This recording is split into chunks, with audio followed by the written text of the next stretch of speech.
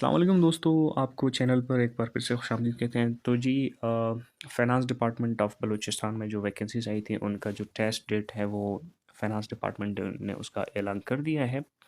अब ये इस वीडियो में हम देखेंगे कि ये टेस्ट इतना जल्दी कंडक्ट कर रहे हैं तो इसको किस तरह से टेस्ट होगा, कैसे आपसे टेस्ट लिया जाएगा, कहाँ पे आपको जाना होगा, किस तरह आप टेस्ट दोगे और कोई 4-5 दिन रहते हैं आपके पास। इस 4-5 दिन में आपने कैसे चीज़ों को देखना है, कैसी थोड़ी बहुत तैयारी करनी है। सबसे पहले उन्होंने टेस्ट का शेड्यूल कुछ इस तरह से दिया है उन्होंने कि 17 तारीख को जो जनवरी है, 17 जनवरी से टेस्ट स्टार्ट होंगे 2026। 17 जनवरी जब टेस्ट स्टार्ट होंगे तो उन्होंने कहा है कि हम डिवीज़न वाइज टेस्ट लेंगे। डिवीज़न वाइज जब टेस्ट होगा, अब डिवीज़न वाइज टेस्ट में 17 तारीख में जो जिन डिवीज़न्स का टेस्ट है उनमें कला डिवीज़न है, ज़ोब डिवीज़न है, नसीराबाद डिवीज़न है, मकरान डिवीज़न है। अब उसके बाद इसी तरह इतवार होगी, फिर 18 तारीख को कुछ डिवीज़न का टेस्ट होगा, इसमें क्वेटा डिवीज़न होगा, फिर क्वेटा सिटी भी उसी दिन होगी, सिबी डिवीज़न होगा और जो जितने डिवीज़न्स हैं। अब ये टेस्ट कहाँ पे मुनक्किद किया जाएगा? ये टेस्ट उन्होंने ब्यूटम्स में मुनक्किद किया हुआ है। तो ब्यूटम्स में आप जाएँगे, वहाँ पे ये टेस्ट मुनक्किद होगा। दैट इज़ टाइम उन्होंने सुबह का 9 बजे दिया है। अब ये नोटिफ़िकेशन आपने भी देखा होगा, ऑनलाइन नोटिफ़िकेशन आया हुआ है मुख्तलिफ़ सोशल मीडिया प्लेटफ़ॉर्म्स पे। अब हम थोड़ा-सा देखेंगे कि ये टेस्ट बेसिकली जो टेस्ट उन्होंने दिया है, जो डेट उन्होंने दिया है, ये सब अकाउंटेंट के लिए है। अब सब अकाउंटेंट के लिए आपने इतने कम टाइम में किस तरह से आप तैयारी कर सकते हैं और किन चीज़ों को आपने देखना है, इस चीज़ को थोड़ा-सा हम देखते हैं और थोड़ा-सा अंडरस्टैंड करने की कोशिश करते हैं कि ये चीज़ किस तरह से है।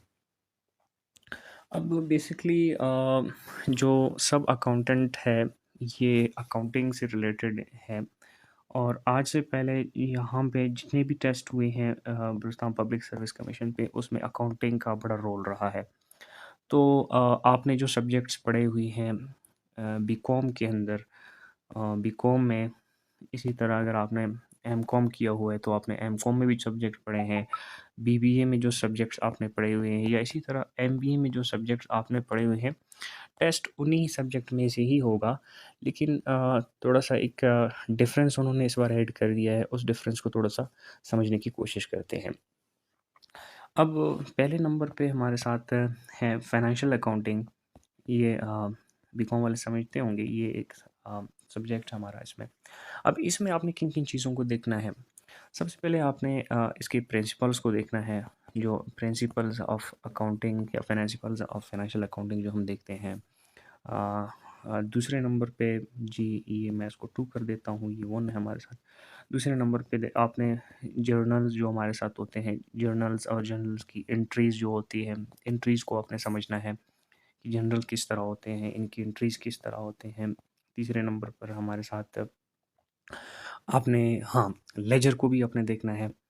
अब लेजर क्या है, लेजर के अंदर टाइप्स क्या है लेजर की और किस तरह से लेजर बनता है, किस तरह से लेजर अपडेट होता है और मॉडर्न जो हमारे पास जितनी लेजर के टाइप्स है और जो कंप्यूटराइज्ड लेजर वगैरह है, ये चीज़ें आपने देखा है। ज़ाहिर है अगर टेस्ट एमसीक्यूज़ बेस होगा भी, तो वो आपसे मेन पॉइंट्स पूछेंगे। अब एमसीक्यूज़ टेस्ट का भला ये है कि अगर आपको उस चीज़ की अंडरस्टैंडिंग है, तो ही आप एमसीक्यूज़ को सॉल्व कर पाते हैं, वरना तुक्के पे बेसिस पे वो एमसीक्यूज़ सही तौर पर सॉल्व नहीं होते। अब देखते हैं कि चौथे नंबर पर हमारे साथ क्या है। चौथे नंबर पर आप मेरे हाँ, बैलेंस को बैलेंस शीट को आपने देखना है। ट्रायल वगैरह जो हम बीकॉम के सब्जेक्ट में हम पढ़ते हैं, इस चीज़ को आपने देखना है। इसी तरह इसके बाद 5वें नंबर पे मैं ऐड करना चाहूँगा अकाउंट्स, जितने टाइप्स ऑफ अकाउंट्स होते हैं हमारे साथ, अकाउंट्स और अकाउंट्स की टाइप्स को लेट हम जिसमें फॉर एग्ज़ाम्पल हम ट्रेडिंग को ये तो ज़रा ब्रॉडर होगा, लेकिन इन चीज़ों को आपने देखना है कि कहाँ से प्रॉफ़िट, हाँ, प्रॉफ़िट एंड लॉस को आपने देखना है कि भाई प्रॉफ़िट एंड लॉस को आप किस तरह से देखते हैं। बैलेंस शीट का तो मैंने आपको कहा था कि बैलेंस शीट आप देखेंगे कि बैलेंस शीट किस तरह से मैनेज होता है हमारे पास। इसी तरह दूसरे नंबर पर हमारे साथ है कॉस्ट अकाउंटिंग। अब कॉस्ट अकाउंटिंग के अंदर हाँ, जो नंबर 1 पे हमारे साथ है कॉस्ट के रिलेटेड जितने कॉन्सेप्ट्स हैं, अब कॉस्ट के रिलेटेड जितने भी कॉन्सेप्ट्स हैं उसको आपने ओवरव्यू देना है। अब ये कोई 4-5 दिन है, इनमें बंदा इतना डिटेल में नहीं पढ़ सकता, तो जितने जो कॉन्सेप्ट हैं, जो बुनियादी चीज़ें हैं, ये आपने देखना है। लेट्स सपोज़, हाँ, इसमें दोबारा से आपने बजटिंग को देखना है कि बजटिंग भी इसमें आती है, जो हम यूनिवर्सिटीज़ में, हाँ, हमारे जो कोर्स में होता है, जिसको हम पढ़ते हैं, इसमें बजटिंग को आपने देखना है।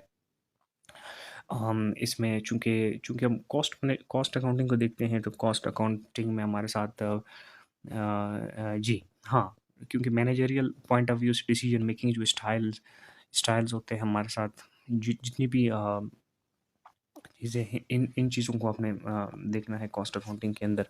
और इसी तरह फिर आगे मैं समझता हूँ, इससे रिलेटेड जितने भी सारे पॉइंट्स हैं, इन चीज़ों को आपने देखना है और इसको भी ज़हन-नशीन कर लेना है। इसमें जी हाँ, हाँ, याद आया कि कॉस्ट अकाउंट की बात कर रहे थे हम। इसमें कॉस्ट अकाउंटिंग की जो कॉन्सेप्ट है, इसमें हाँ, मटेरियल जो हमारे साथ आता है, जो हम पढ़ते हैं। अच्छा, इसके अलावा लेबर लेबर का जो कॉन्सेप्ट है इसमें, इसमें ओवरहेड का जो कॉन्सेप्ट है, जो हम पढ़ते हैं बुक्स में जनरली। और हमारे साथ हाँ, जो हमारे साथ 5वें नंबर को पे मैं ऐड करूँगा, जो हमारे साथ कॉस्ट शीट्स होते हैं। कॉस्ट शीट्स का क्या कॉन्सेप्ट है, ये आपने देखना है। इसी तरह हमारे साथ स्टैंडर्ड कॉस्टिंग है, वेरिएंस एनालिसिस है, और हम अकाउंटिंग डाटा को मैनेजरियल डिसीजन मेकिंग के लिए हम किस तरह इस्तेमाल कर सकते हैं। तो अकाउंटिंग, आपको एक केस दिया जाएगा, लेट्स सपोज कि आपके पास इतनी सारी अकाउंटिंग डाटा है।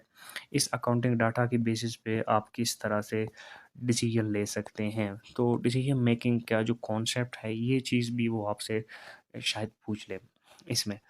नेक्स्ट हमारे साथ देखते हैं कि हमारे साथ तीसरा जो सब्जेक्ट है, कॉस्ट कॉस्ट अकाउंटिंग है, फाइनेंशियल अकाउंटिंग में भी इसमें ये सारी चीज़ें तो हमने देख लिया था।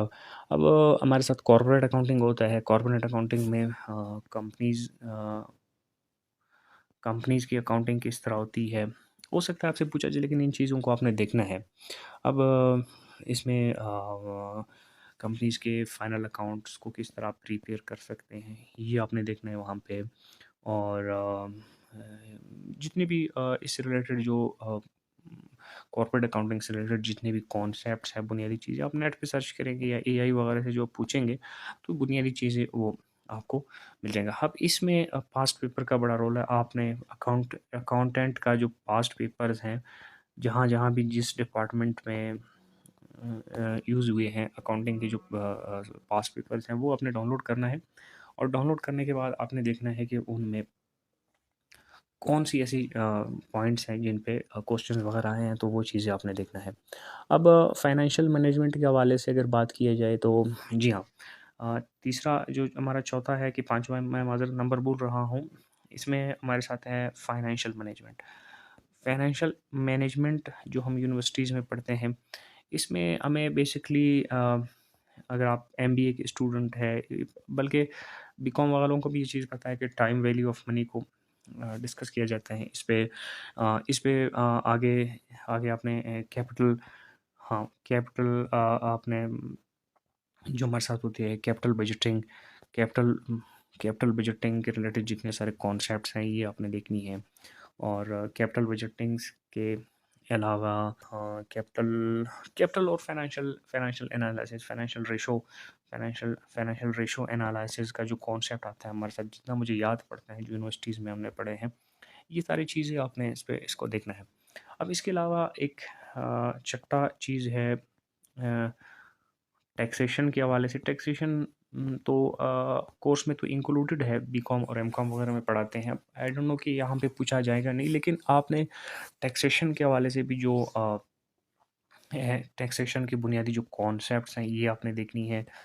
और इसके अलावा टैक्सेशन के जो फंडामेंटल्स हैं, जैसा कि इनकम इनकम टैक्स है, इनकम के हवाले से जो प्रिंसिपल्स ऑफ इनकम, प्रिंसिपल्स जो बुनियादी प्रिंसिपल्स हैं, ये आप देखेंगे।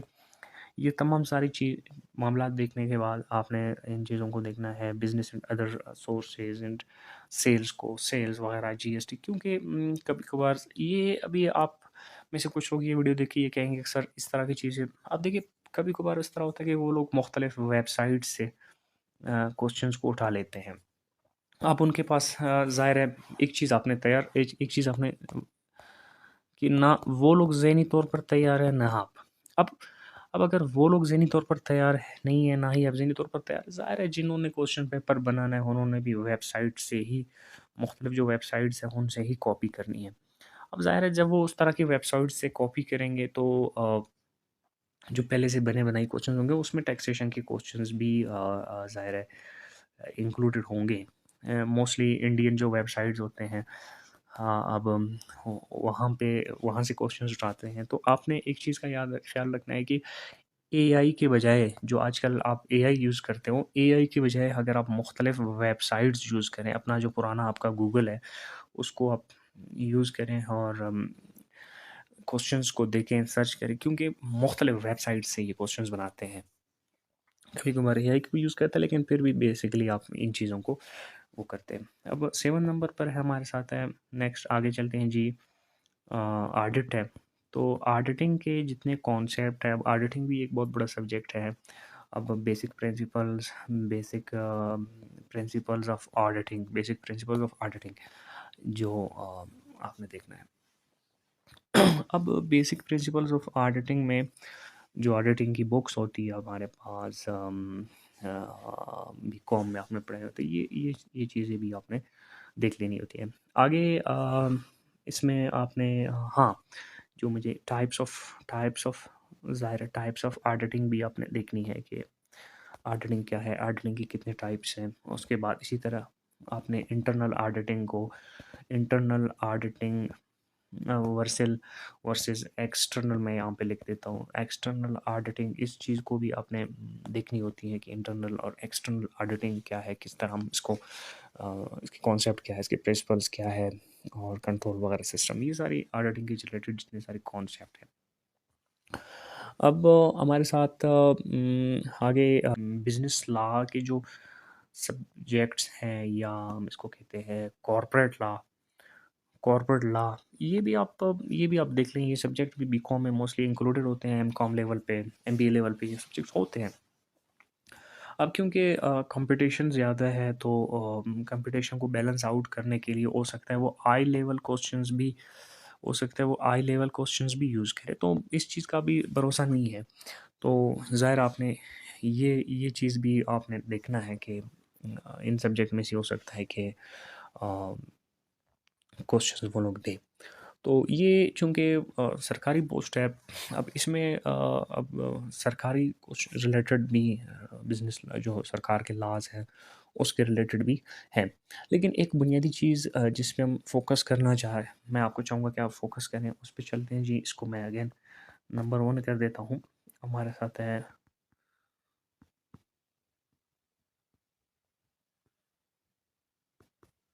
इस चीज़ को भी आपने भूलना नहीं है। हमारे साथ बेसिक का सॉरी माइक्रो इकोनॉमिक्स के कोर कॉन्सेप्ट्स को आपने समझना है, देखना है क्योंकि इकोनॉमिक्स अगर आपकी अच्छी होगी तो आपकी अकाउंटिंग साइड भी अच्छी होगी।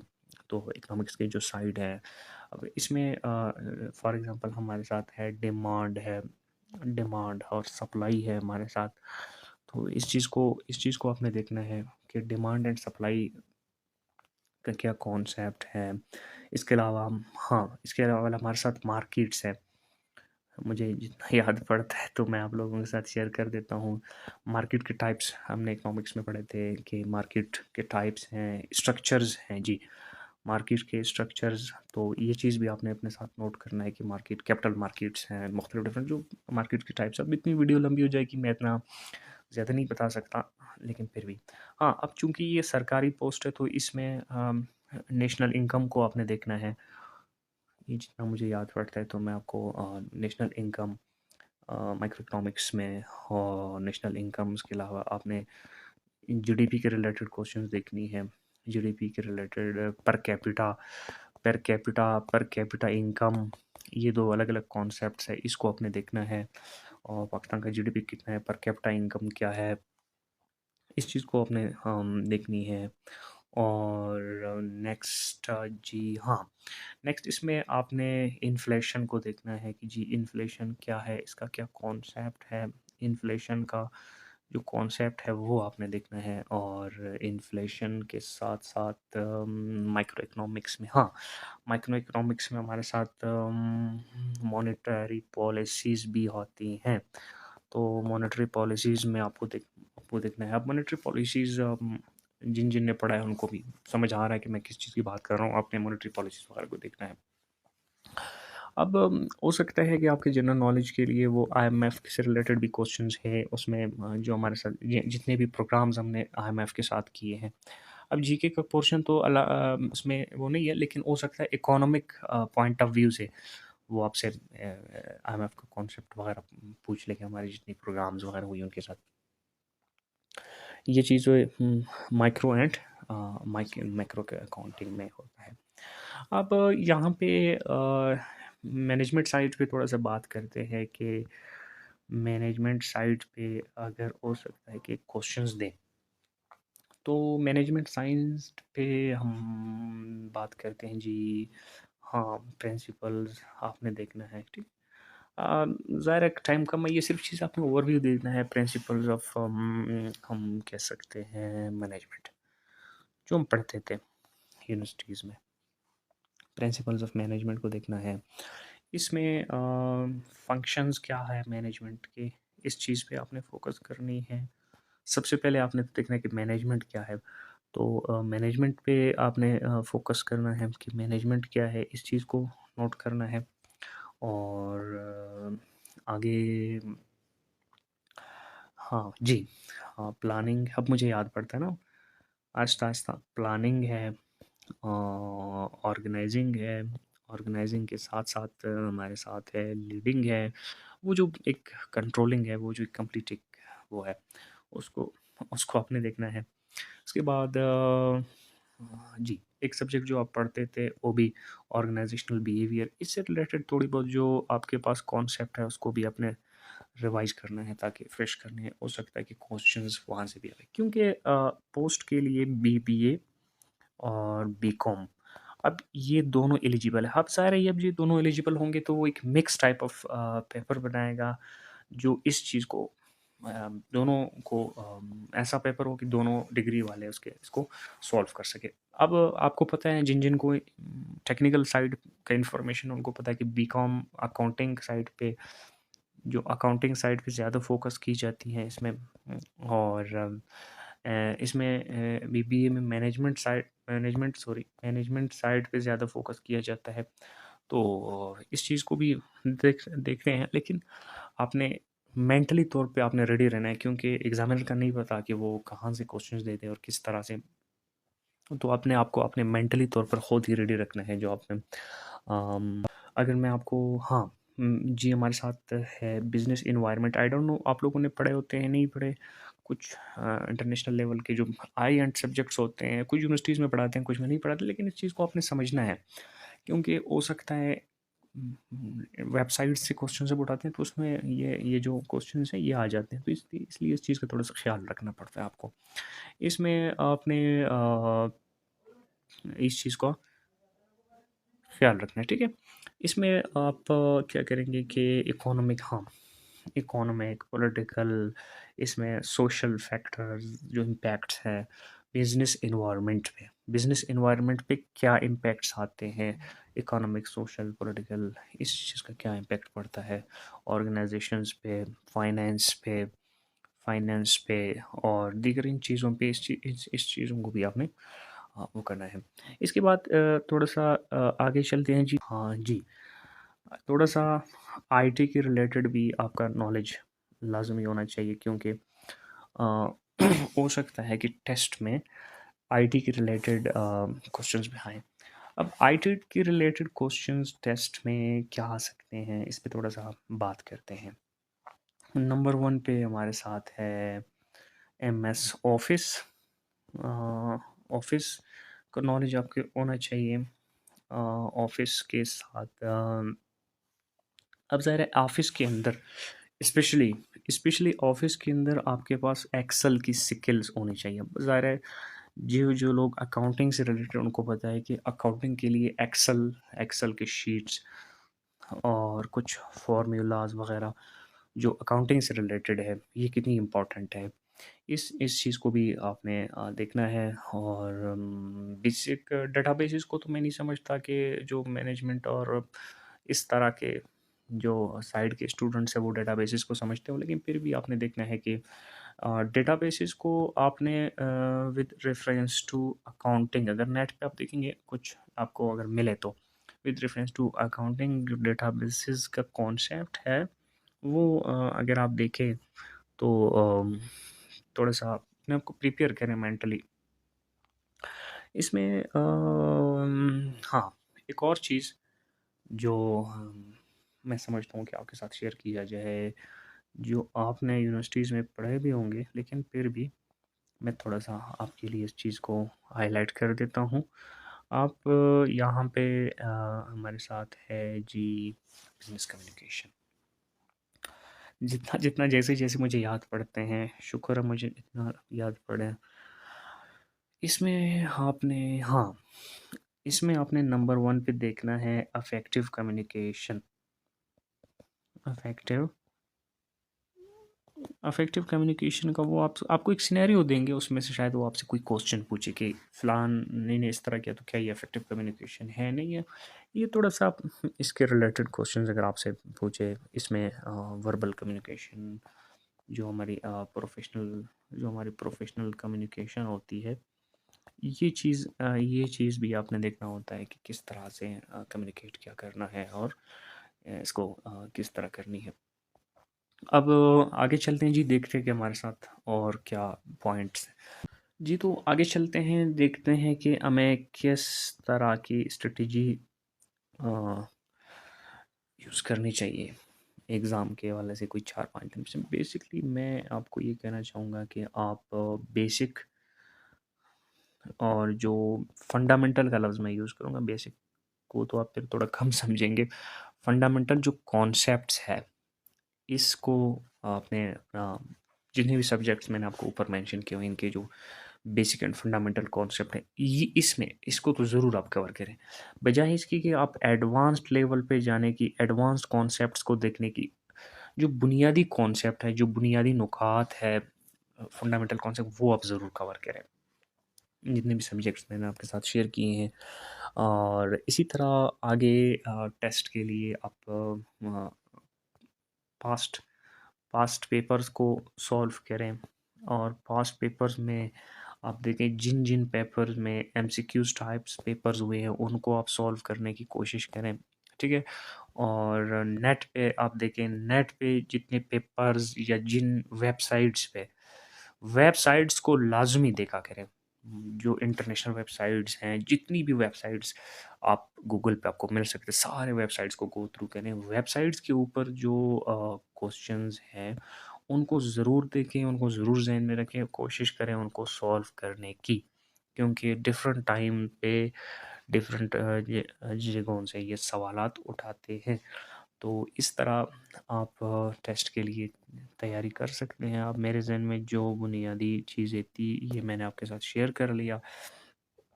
उम्मीद है कि इतना कम टाइम में ये आपको काम देंगे। मैं आपका शुक्रगुज़ार हूँ कि आपने मेरे साथ वक़्त गुज़ारा। आखिर में आपसे सिर्फ़ गुज़ारिश है कि आप मुझे सब्सक्राइब करें और लाज़मी कमेंट्स करें। कोई चीज़ मुझसे अगर रह गई हो तो मुझे कमेंट्स में आप लाज़मी बताएँ। और like and share with your friends. कोई चीज़ रह गई हो तो आप मुझे कमेंट करके लाज़मी बताएँ। कमेंट मैं सबके कमेंट्स का जवाब देता हूँ, सबको मैं रिप्लाई दे देता हूँ। कोशिश करता हूँ 99% जो लोगों के कमेंट्स हैं उसको मैं रिप्लाई दूँ। तो आप कमेंट्स करें, कोई चीज़ मुझसे रह गई हो, कोई चीज़ डिस्कस करना है तो मैं आपके साथ ज़रूर कर दूँगा। आपको अल्लाह पाक खुश रखे। एक बार फिर से आपका बहुत बहुत शुक्रिया।